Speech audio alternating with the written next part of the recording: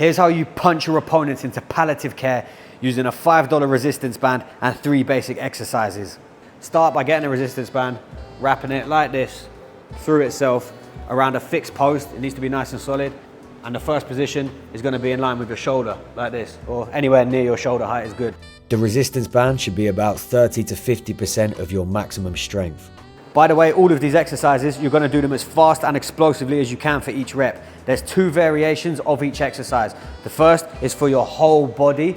The second is for mostly your shoulder. And by virtue of training your body and your shoulder separately and then combining them, you're going to start learning how to put people in a morgue with your fists. The 3 exercises are straight punches, hooks and uppercuts thrown against the resistance of the band. That's it. That's how simple this drill is. You're going to do 20 reps of each punch on each side of your body. Let's break it down in further detail.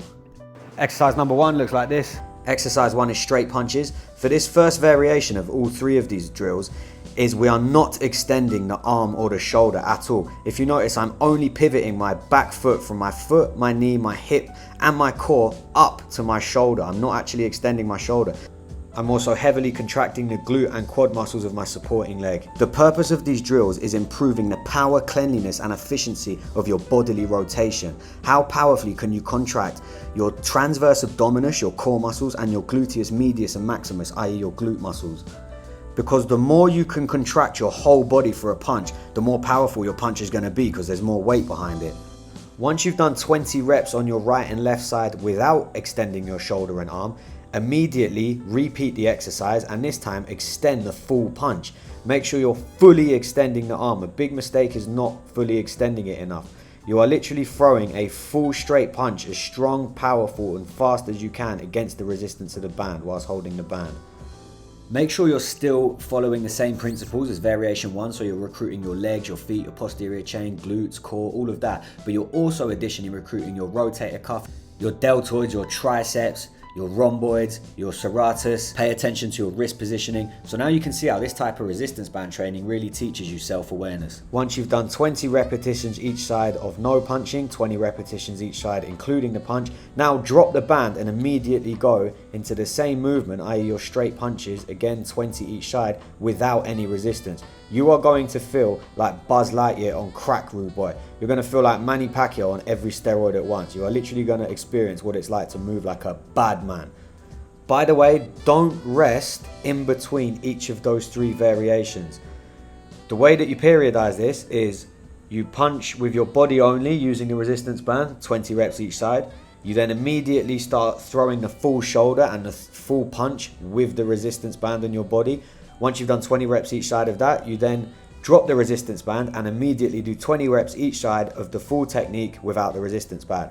Once you've done that, so 60 reps each side for a total of 120 reps with no rest, now it's important you have a full recovery. So as you can see on screen, I'm taking a real long, calm rest. I'm basically chilling out, doing nothing right now because I am very aware I'm working on my athletic component of power. It is crucial when training martial arts that you understand the SAID principle, which means specific adaptations to impose demands. That basically means whatever you put your body through, it's going to adapt to exactly that. So when we focus on power, i.e. how much force can you generate in the least amount of time possible, it's crucial that in between your sets, you give yourself a full recovery. When training power, you don't want to go into the next set all burnt out and feeling lethargic. That's for a different component of fitness when you want to feel like that. That's more for your endurance training. Right now for power, you want a full recovery. So make sure in between these sets, you're resting at least 90 to 120 seconds and feeling fresh before you go into exercise 2, which is hook punches, yo. So following the exact same format and principles of exercise 1, which was straight punches, we're now just going to do the exact same thing with hooks. This time, instead of going through the sagittal plane of back to front with our straight punches, we're now going to look at the transverse plane, which means rotation and moving across from right to left. Which is exactly what a hook punch is. So another little key nugget for you is when training movement and martial arts, consider which plane of motion you're moving in. Are you going back to front, side to side, down to up? Are you mixing all 3 together?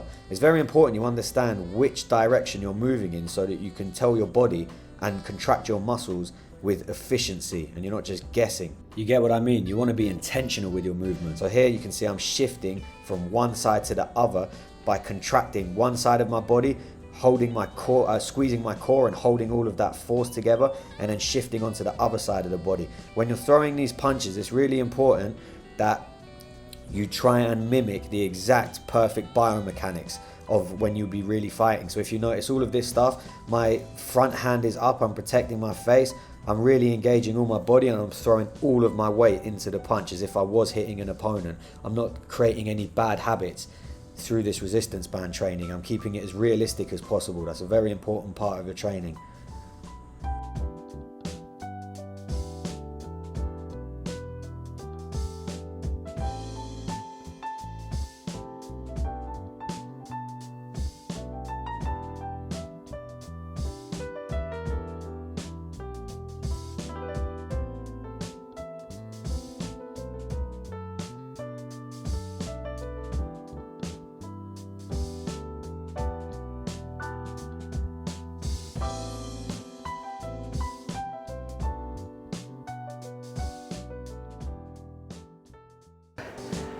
For the uppercuts, lower the band from shoulder height, anywhere between your ankle and knee height. So anywhere in line with your shin is fine.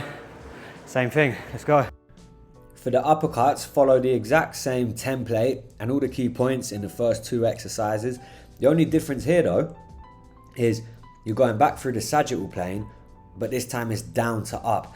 So the key points to focus on in terms of your biomechanics is really engaging your quadricep muscles, i.e. your thighs, your calves, your glutes again, of course, but really use that squatting down to up motion, and which is why it's important to keep the band beneath your hips, so that as you squat down and go up again, you're really working through that tension and working out the power of your legs and your ability to generate force from down to up.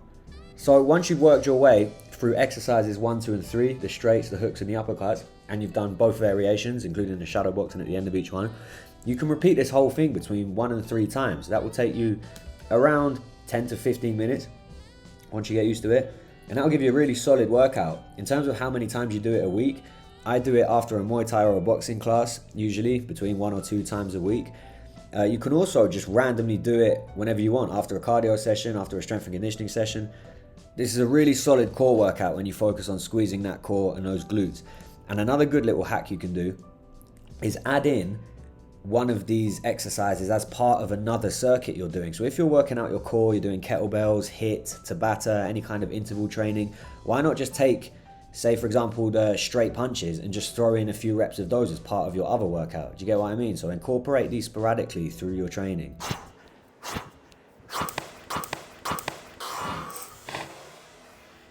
Fuck. Got him!